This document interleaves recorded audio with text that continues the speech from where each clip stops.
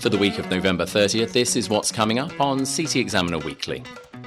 Democratic Mayor of Stamford, Caroline Simmons, began her second four-year term by taking her oath of office from State Attorney General William Tong recently. I'm reporter Eric Obernauer with that story. I'm reporter Amy Wu with an update on the controversial Groton seawall project and growing concerns over cost overruns for the city. Thomas Merrill was known as the gangster of Bridgeport, the stolen car kingpin. He died recently in prison. I'm reporter Dan Tepfer with a look back at this notorious crime lord. All that and more in this week's edition of CT Examiner Weekly. I'm your host, Brian Scott Smith, and I'm also joined around the table by Greg Stroud, Editor-in-Chief, Arts Editor Robin Breeding, and reporter Ally LeMaster. Welcome to you all. The recent local elections seem like a distant memory for us, the public, but for those who ran for office and won, they've been taking the oath of office since then, and our reporter, Eric Obernauer, joins us now to talk about Caroline Simmons, who began her second four-year term as mayor of the city of Stamford. Eric. So it was interesting when Mayor Simmons took her oath of office on Monday from Attorney General Tong. There was a whole delegation of top state officials, Governor Lamont, U.S. Senator Richard Blumenthal, and other dignitaries were there, which I think really speaks to her, the way they view her, not only as a rising figure within the Democratic Party in Connecticut, but also speaks to the importance of Stamford. What was also interesting to me, though, is Mayor Simmons. She seems to be cut from somewhat of a different cloth from a lot of Democrats who have a very high profile nationally right now. She speaks very much in terms of a problem solver, working across divides, speaking of managerial, technocratic competence. And I wonder, just given the state of national politics right now, how volatile it is, if that might really play well to a larger state or national audience in 2 or 4 years down the road. I have no hard information that she's planning to run for higher office at some point in the future, but I think the smart money probably is expecting her to do just that. Okay, Eric, I want to bring Greg in. Well, I mean, they call Stamford the city that works. And I think what we're seeing right here is we're seeing certainly a lot of Democratic star power. I mean, we're seeing a lot of people that are interested in higher office. We're seeing Tong, who was one step away from the governorship. We see likely Lamont will likely be reelected. They all gather for this inauguration for a reason. I guess my question, Eric, is what I saw in the last election was Caroline Simmons getting along quite well with her Republican opponent, but how well did she get along with other Democrats that were actually running for office in Stamford? Well, that's the interesting thing, Greg. And I think you're actually speaking to a larger divide in the Democratic Party generally. As we know, I mean, again, if you'll forgive me, just looking at the national stage, and we have well-known Democrats. Zoran Mandani was just elected mayor of New York City. AOC, Gavin Newsom. I mean, these are very, kind of hardline people of the left, ideological. That is not Caroline Simmons, or at least that's not the way she presents herself publicly. And I actually compare her to two other figures who were just elected governors in Virginia and my former home state of New Jersey, Abigail Spanberger of Virginia, Mikey Sherrill in New Jersey. The similarities between them and Mayor Simmons are quite striking. Both of them, they're women, obviously. They also have national security background or military background in their resumes. Caroline Simmons, she worked for the counterterrorism for the Department of Homeland Security under Barack Obama. And again, she also presents herself as being very technocratic, a problem solver. Even in her speech, she gave a nod to DEI. She supports action on climate and traditional or Democratic priorities right now. But I just wonder if in 2 or 4 years, if the Democratic Party or if Democratic voters might be looking ahead in a different direction. Certainly, I think what we're seeing is that Caroline Simmons can't run for higher office if she can't dominate, she can't win her city. And I mean, she came in 4 years ago, I remember, and she was pretty fresh from Greenwich, really. She was considered more of a Greenwich gal coming in, high profile from a wealthy, connected family. And now she's sort of made at least the Stamford Democratic Party her own. One of the things that struck me, Eric, was this book by Ezra Klein that kept coming up, and it's called Abundance. And it seemed to sort of speak to the divide among local Democrats on how we handle quality of life, how we handle development, how we handle housing. And one of the things I heard, one of the criticisms that I heard was that Caroline Simmons, she maybe spoke to the national Democrats, but maybe less so to the local Democrats. That's one of the that's interesting, and that's one of the criticisms of her, if you will, or among people who don't necessarily fully trust her, if I might say that. They just, even with the recently approved comprehensive plan for the city of Stamford, a lot of people view her as sort of out of touch with local concerns about how development, and she is widely viewed as pro-development, how that's changing the character of their neighborhoods and of the city. Right now, she looks to be in a really strong position. I mean, she won the general election with almost 2/3 of the vote. It was over 2/3 on election night. I think they had some extra votes that came in, so she was just under 2/3. But regardless, she looks to be in a strong position. But there is opposition to her, but it just hasn't really mobilized. It has not really become well organized. I want to bring in Amy, who's got a question for you. So, Eric, I'm wondering, with Caroline Simmons, has she spoken or alluded to her strategy as to how to further connect with those skeptics, or frankly, the folks on the ground in the community, right? The ordinary folks. Has she talked about that, especially for her second term? Well, that's the $64,000 question. I mean, the devil is always in the details. But in her speech, she said she sounded all the right notes. She wants to be a mayor for everyone. I thought it was interesting. She quoted former New York City Mayor Fiorello LaGuardia, who back in his day was actually supported by both Republicans and fusion Democrats, who are basically disgruntled Democrats. Again, similar to Mayor Simmons, she ran as a Democrat, which she is. She also got the Independent Party endorsement. So, so to answer your question, Amy, she seems to recognize that she has some more work to do there. I mean, she said all the right things. She has to now put that in practice, and we'll see how that plays out. Okay, well, we're going to move on, but just before we do, of course, she does have a fully Democratic board of representatives as well, so she's certainly got the wind behind her sails there, so we'll look to see what actually happens down in Stamford. Eric, as always, thank you for your reporting on that. Now, a few podcast episodes ago, we talked about a controversial seawall project in the town of Groton and how it was costing more than expected and running into delays. Our reporters Amy Wu and Ally LeMaster covered that story and are back with an update for us on its cost and its timeline. Amy, kick us off. So the seawall reconstruction project in the city of Groton, it appears that the costs have been fluctuating in terms of, what has been put out there. So where it is now, I just want to give a quick update, is that it's supposed to be finished in the spring of 2026. At the same time, the latest is that the town of Groton is applying for state funding from the Community Investment Fund. The project is $13.9 million, but they're asking for $3 million. But what's interesting, I think, is that in one of I believe it's the November 24th City Council meeting, the project coordinator stated that the cost of the total project was $12 million. So, Ally? Yeah, getting numbers on this has kind of been very difficult for Amy and I, because this has been a project that went out to bid in 2014. Now it finally construction finally began on it in May 2024. And now what was expected to be like 6 months of construction, if that, has now gone over 20 months. And then it'll be a long time before people see the seawall. Greg?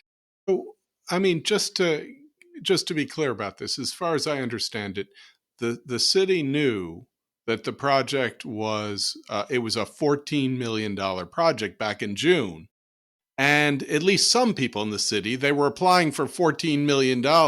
And yet And yet most of the town officials were still calling it a $9 million project, a $10 million project, $12 million project. Craig, that's the point. That's very interesting. So in June, the town applied for this project, and in their budget said it was $14 million. This project, the seawall project, but in the aftermath, the mayor of the city has stated that it's actually a $10.7 million project, and started out.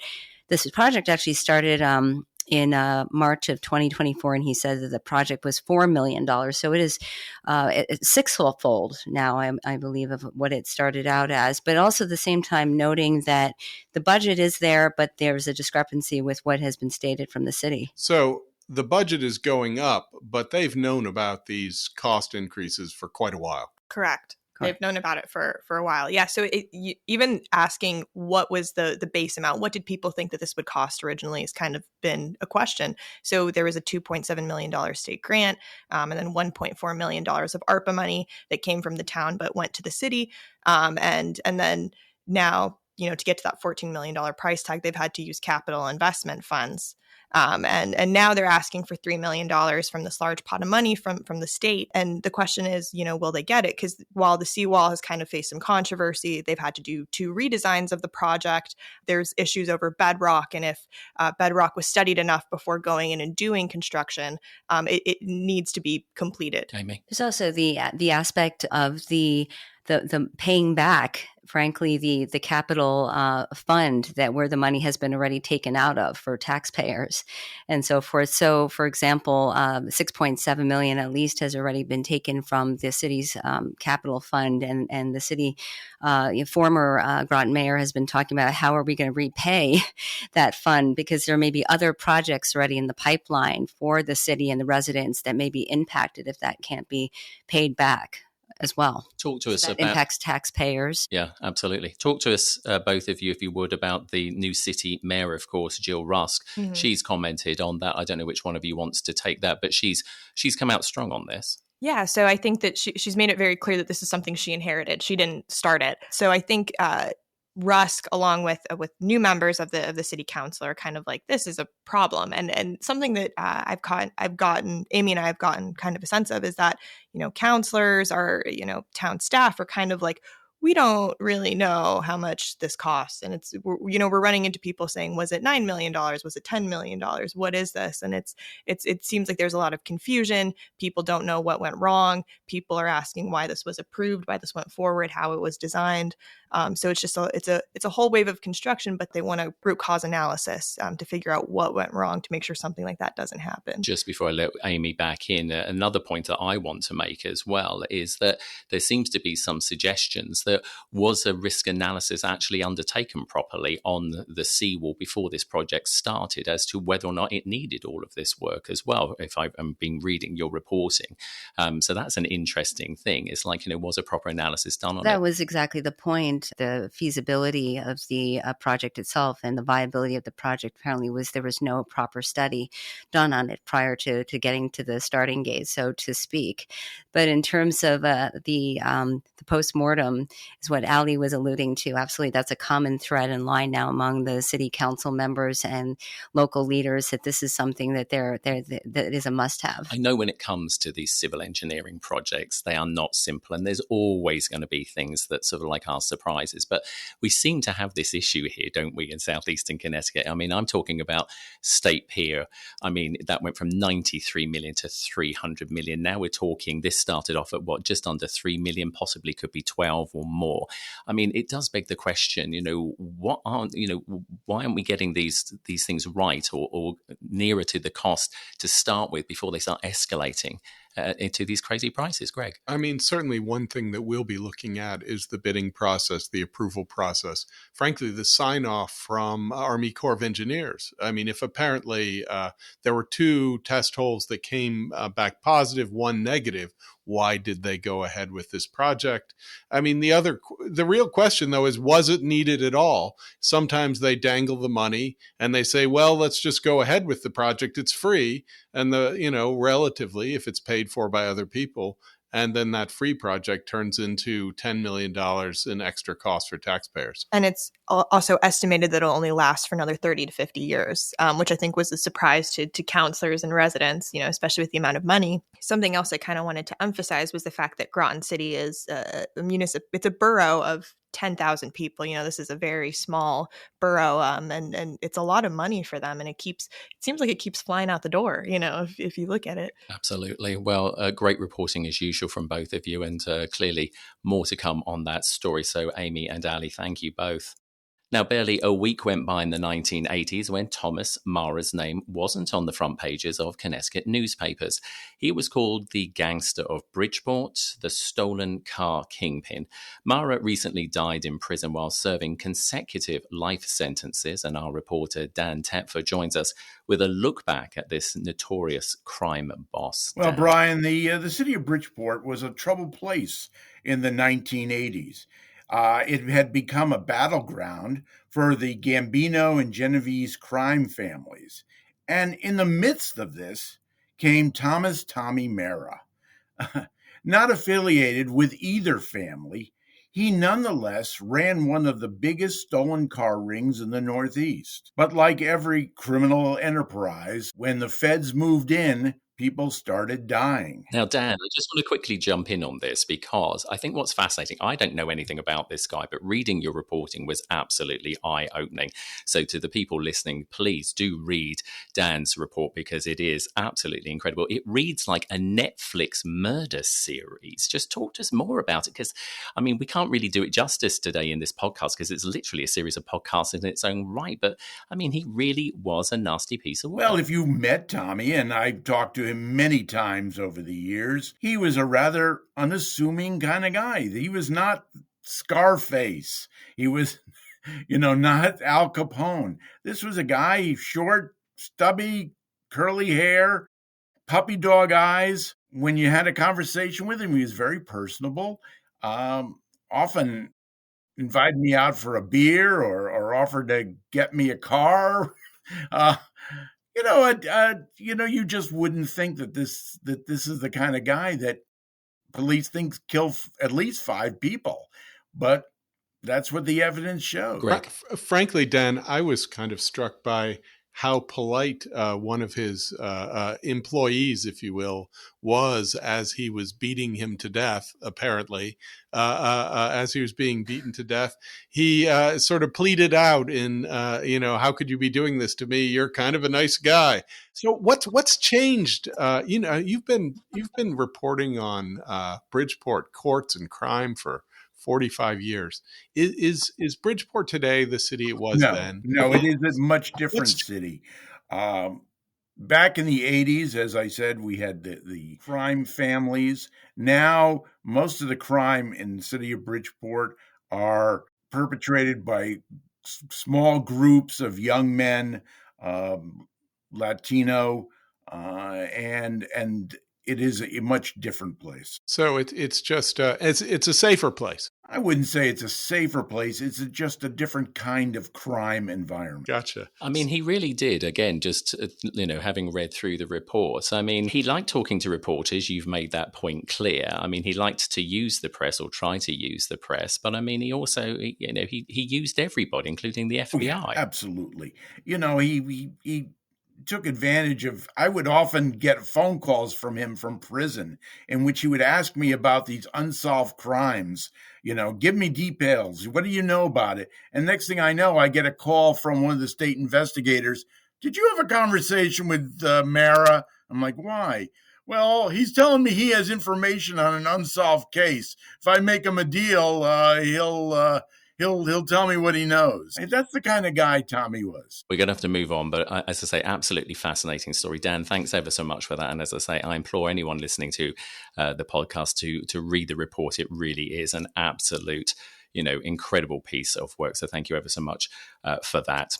You're listening to CT Examiner Weekly. Time now for a look at things to do in and around the state with our arts editor, Robin Breeding. Robin, what do you have for us? Well, it's that time of year where everybody's going out to eat. They're doing lots of holiday shopping. And there's markets all over the place. And I figured rather than point those out, people in their own towns really know where the great craft fairs are. And, Hillstead, for example, Hillstead Museum, they have a wonderful craft market. Silver Mine down in New Canaan has a great craft market. So those places people probably know about shopping there. So I thought I'd focus a little bit on food. And one thing that's nice is in the Stonington area, if you're over on that end of the state, Stone Acres Farm starts up its winter dinners at the Manor House. And it's a beautiful old house in Stonington. As I recall, this is a place where Jacques Pepin celebrates his birthday. So if it's good enough for Jacques Pepin, it's probably good enough for you. So these dinners, but they're pretty pricey, I think. Robin, what's a winter dinner? I'm just curious. Well, I think it's warm, cozy food. It's by the 85th Day Food Group. So they own many of the restaurants in the Mystic Stonington area. So it's the Oyster House, Port of Call, the Engine Room. So a lot of the chefs come out and they put on special dinners in this beautiful atmosphere. People pay quite a bit of money to come out and eat in this wonderful house and celebrate the season. So typical food that you'd think of for, warming foods.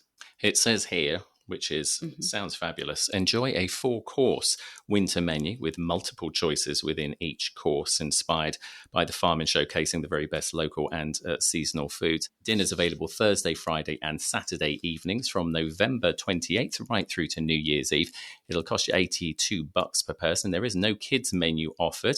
However, dishes can be modified somewhat to accommodate the younger guests, and reservations are required and available starting at 5 p.m. So that is winter nights at the Stone Acres Farm. What else have you got for us? So for Christmas Eve, we're going to look at 2 restaurants are doing the Feast of the Seven Fishes. It's an Italian-American Christmas Eve tradition, and I guess the 7 fish represent the 7 sacraments. First, there is at Shipwright's Daughter, and if you know Shipwright's Daughter, David Standridge, he's an award-winning, James Beard award-winning chef, and he is well known for his sustainable seafood.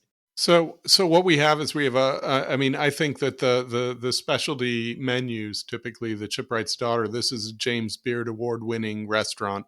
This is a special meal. I think his cooking is best at his special meals. I think this would be one to go to.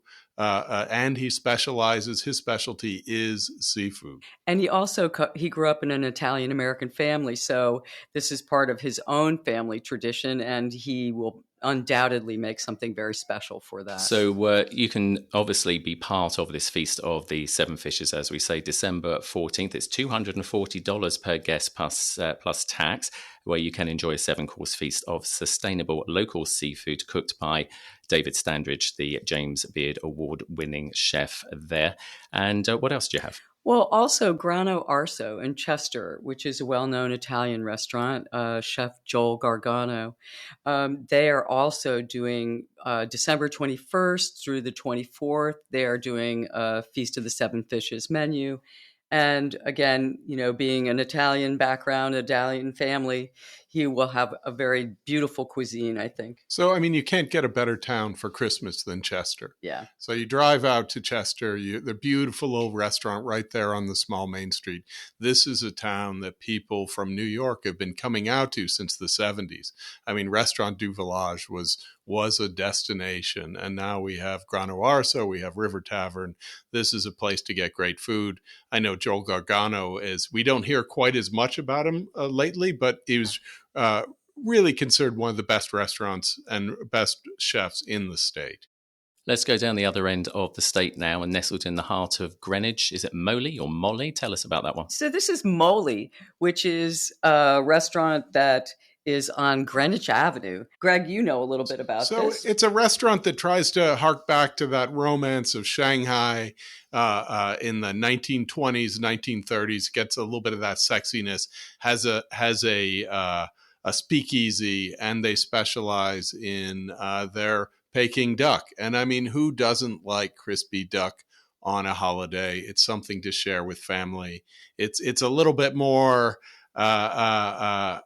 It's Greenwich style Chinese food. I'll put it that way. It's complete with chandeliers. It is very deluxe. Amy? That's not easy to make really good Peking duck. So it's interesting that it's Greenwich styled. So we'll be seeing. I think Robin and I will be there on location to try their duck in just a couple of days, and we'll see in our longer running saga. I hope to find the best duck in Connecticut, and I hope, Amy, you'll be joining me on that. That's a good hunt. I better see a review on that. Yep. So I will just say that Moly event is New Year's Eve, and it's going to be a New Year's Eve bash. They'll have dancing, DJs, and it looks a little bit naughty, I think it looks. Excellent. That's Moly, 253 Greenwich Avenue down in Greenwich. If you are so wanting some incredible Peking duck there. As usual, thank you ever so much for that, Robin. That is it for this edition. As I say thank you to Greg, Eric, Amy, Ali, Dan, and Robin. Don't forget, you can read all the stories you've heard today on the digital pages of CT Examiner, as well as Robin's events calendar. And while you're at it, sign up and subscribe as well to make sure you don't miss out on all the week's news. This is CT Examiner Weekly, reporting and supporting what matters. I'm Brian Scott Smith. Thank you for listening.